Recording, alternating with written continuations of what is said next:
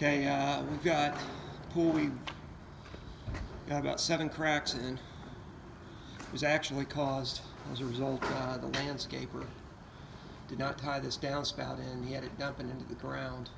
Water went under the deck, infiltrated, and just had water sitting here, and it's cracked and moved that deck all over. Caused damages here at the skimmer. Got a crack in the skimmer. We have a bunch of cracks coming down right through here, and you can still see water still sitting behind there.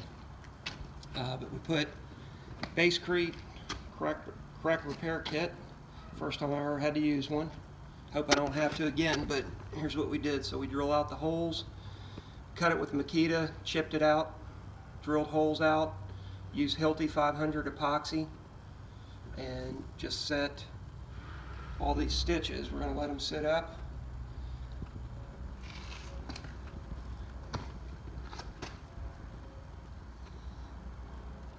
Fairly easy process, just a little labor and time.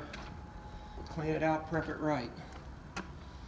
And what we're actually doing, we drilled a bunch of extra holes to add to strength. We're going to drill and dowel a bunch of rebar. We're going to put a bench and a step out here, so we're going to drill and dowel, shoot gunite in here, so we're adding more strength.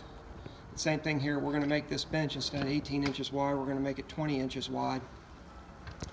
Same thing, we're drilling and doweling rebar all down this whole side, into the floor, into that wall, into this wall.